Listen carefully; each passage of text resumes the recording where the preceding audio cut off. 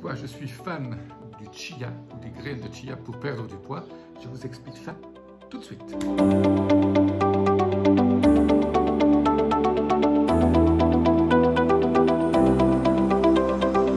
Je suis Jean-Marie Butermin, expert en rajeunissement et longévité, et j'aide ma communauté à ajouter de la vie à leurs amis et des amis à leur vie. Alors en plus aujourd'hui, je suis dans un endroit un peu merveilleux, c'est ma nouvelle demeure dans une île paradisiaque.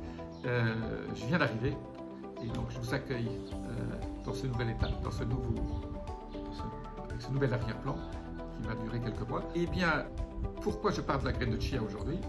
Parce que on en trouve partout, même sur cette petite île.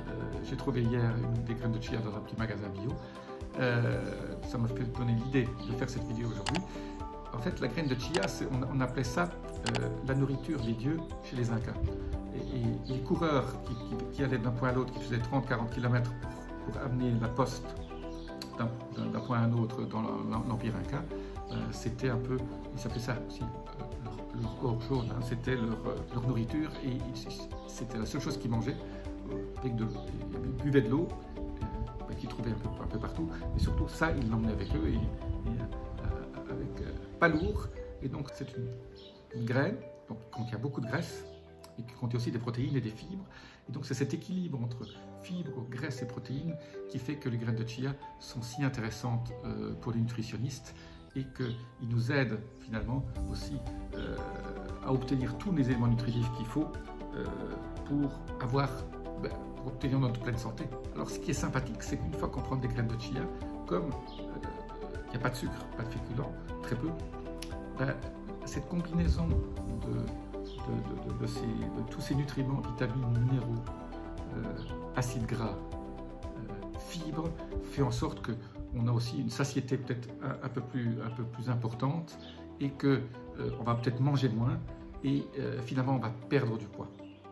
Donc en fait on perd du poids indirectement en mangeant des graines de chia. Il ne faut pas non plus en manger des tonnes. Alors, comment je fais moi? C'est saupoudrer dans la salade. Voilà, il ne faut pas les faire cuire. Mais saupoudrez-les dans votre salade, ou vous mangez une petite cuillère comme ça, quand vous avez faim. Si vous voulez sauter un repas, mangez deux cuillères de graines, comme ça c'est bien aussi. Mais moi je garde ça pour les salades. Et c'est vrai qu'au lieu de mettre du fromage dans une salade qui va vous apporter peut-être un sentiment de satiété, les graines de chia aussi vont se gonfler après, hein, comme il y a des fibres quand même, beaucoup. Et surtout, cette partie nutritive va beaucoup vous aider à garder votre métabolisme élevé, et donc on ne va pas avoir cette tendance à une adaptation du métabolisme si on fait de la restriction calorique sévère. Voilà. Donc la graine de chia, pensez-y quand vous allez au magasin comme j'y ai pensé hier. Je vous dis à très bientôt. Namasté. N'oubliez pas, abonnez-vous et la petite clochette notification. Ciao, ciao.